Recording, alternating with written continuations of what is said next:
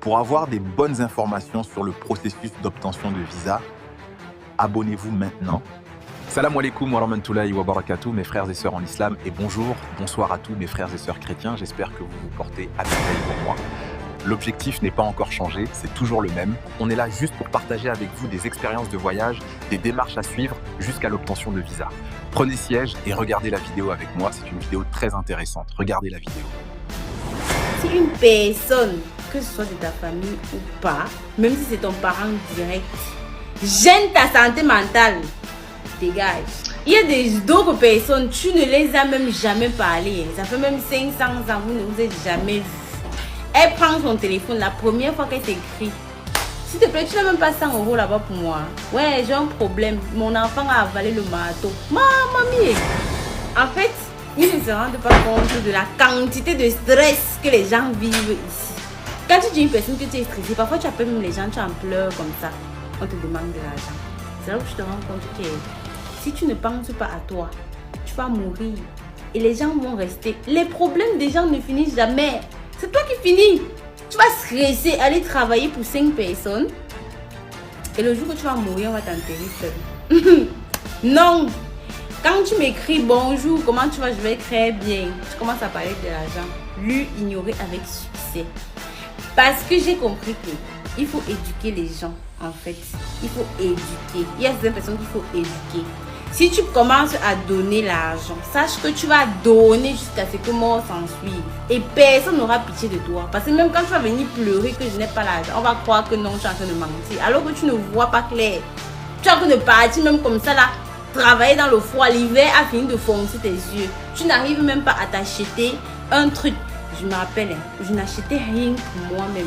C'est-à-dire que je travaillais. Mais attendez, je vais vous faire les story time. Je travaillais comme une malade. Je travaille, je maigrisse. Et qui a quitté le pays, j'avais combien de kilos? J'ai maigri, je suis devenue la chicote comme ça. Mais tu as envoyé l'argent. Parfois, on dit que l'argent que tu as envoyé est petit. D'autres personnes même t'insultent. Que tu as envoyé même quoi? Tu parles même d'abord que tu as donné quoi? Pourtant, les 50 € que tu as donné, c'est peut-être 5 heures de travail durement travaillé comme ça. Comme ici, tu es parti d'abord laver les assiettes jusqu'à ce que tes mains sont devenues dures parce que le froid et l'eau chaude ont touché ça. Ma mamie, je vous comprends. Mais je dis que quand tu es ici, il faut penser à ton bien-être psychologique. Si une personne essaye de te troubler un peu, c'est toi celui qui vit ton bain. Personne ne vivra sans argent. Et dis-toi que ceux qui sont au pays là, ils ne vont jamais mourir parce que tu n'as pas envoyé l'argent. Non, ils vont vivre. Faites l'expérience. Les gens que vous envoyez l'argent, vous pensez que non, que ceux qui souffrent, faites l'expérience de ne pas envoyer l'argent. Vous allez voir qu'ils vivent. Parfois, c'est ton argent qu'on utilise pour aller en boîte et faire la java. L'argent qu'on a, il faut, c'est-à-dire que non, éduquer les gens sur l'argent au pays. On n'envoie pas l'argent comme ça. Non, les gens ne connaissent pas comment on travaille et la sueur de notre front. Non. L'autre jour, je poste un selfie de moi sur mes statuts WhatsApp et mon cousin répond: Boss, tu souris? Moi, je ne souris pas qu'il y a deux boss. Il me dit que on fait alors comment la situation qui était présentée là. Ah, je comprends maintenant. Donc, comme je souris, toi tu déduis là-bas que c'est parce que j'ai l'argent. Et monsieur, laisse-moi te confirmer que oui, j'ai l'argent, c'est pour ça que je souris. Mais je ne donne pas. Oui, parce que moi je blâme ma terre et mon pâté pour le oui comme ça. Parce que ils ont habitué à un système où c'est comme si on les devait seulement. Parce que moi, je vois les gens ici au stade s'embrouiller, man. Tu vas walk. Rendez-vous compte qu'au stade, on paye à moins 15 $ l'heure. 8 heures de travail, c'est 120 $. C'est-à-dire soit 50 000, 60 000, 50 000 balles. Je vois comment les boys envoient ça facilement au pays. Déjà, vous envoyez une journée de travail. Un dos que les salopards vont manger avec les bordels. Alors que vous allez travailler dur pour ceci. Moi, j'ai pitié pour vous. Moi, il dit non. Oui. Celui qui veut mettre accès d'eau, pose-moi un projet. On peut voir ensemble, on peut faire un partenariat, nous deux on gagne. Parce que vos histoires que chaque jour je donne l'argent là, ça cumule, tu te rends compte que tu vas me donner le million sans t'en rendre compte. Je ne suis pas dedans. Que c'est pour 20 $ que tu me tournes depuis une semaine avant de me donner comme ça. Vous pensez que nous on a quoi? Vous pensez que les berries sont, comme vous dites que c'est seulement le pareil, que vous allez voir bien sûr les neiges, les belles maisons, mais on a quoi?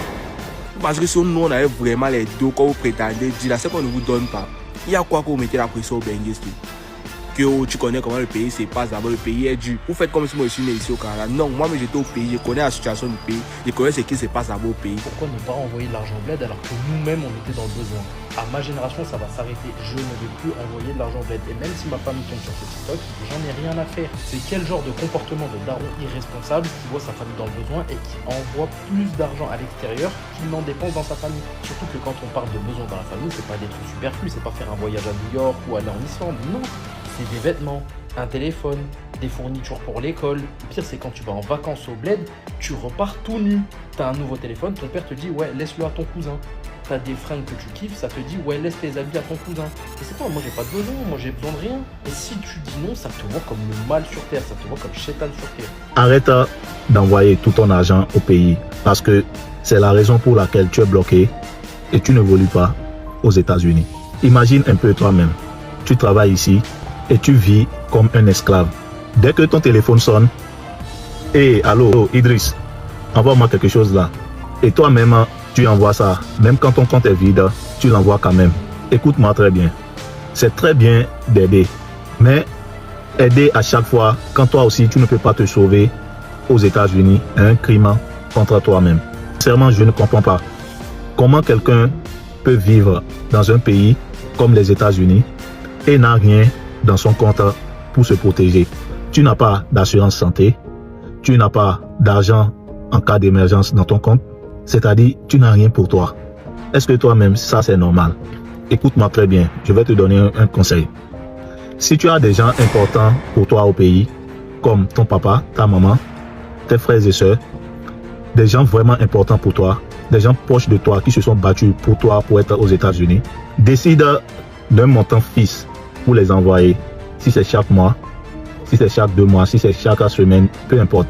Le montant doit être fixe, contrôlé et prévu et réaliste. Il ne faut pas juste envoyer de l'argent à chaque fois qu'on t'appelle. Il y a ceci, il y a cela, il y a ça. Il faut juste les faire comprendre tes finances et dire que tu as la possibilité d'envoyer telle somme seulement. Parce qu'il y a quelque chose. Si tu penses que les gens vont te respecter parce que tu les envoies de l'argent, tu te trompes totalement. Ce que les gens pensent, c'est que tu es riche. Mais toi, en retour, tu es ici. Tu sais ce que les gens pensent. Tout le monde au pays pense que ceux qui sont ici sont riches. Mais toi, tu es déjà dedans. Tu sais comment tu es. Tu n'es pas riche. Ou bien tu es riche. Non, tu n'es pas riche. Tu es en train de construire ton avenir.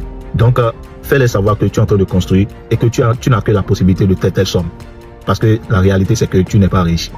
On nous a vendu un rêve. Et la réalité, c'est autrement. La vraie vérité, c'est que tu ne peux pas sauver tout le monde.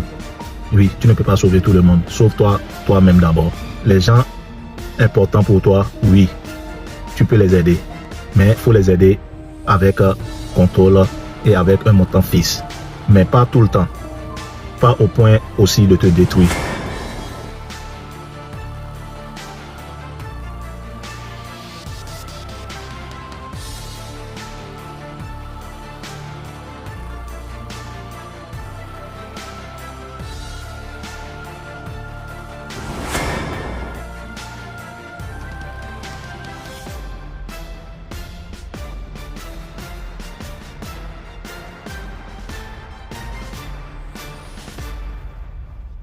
La vie en dehors de son pays d'origine est toujours différente. Envoyer de l'argent au pays sans avoir aussi l'argent sur ton compte pour survivre est aussi mauvaise. Faut avoir un montant fixe à envoyer au pays si tu as des parents proches comme ton père, ta mère, tes frères et tes sœurs, tes enfants et ta femme. Et aussi tes amis proches. C'est pas tout le moment, si on t'appelle pour une service, que tu vas répondre aussi automatiquement. Investis aussi au pays pour que quelqu'un s'occupe de... Ça ne vous rassure pas.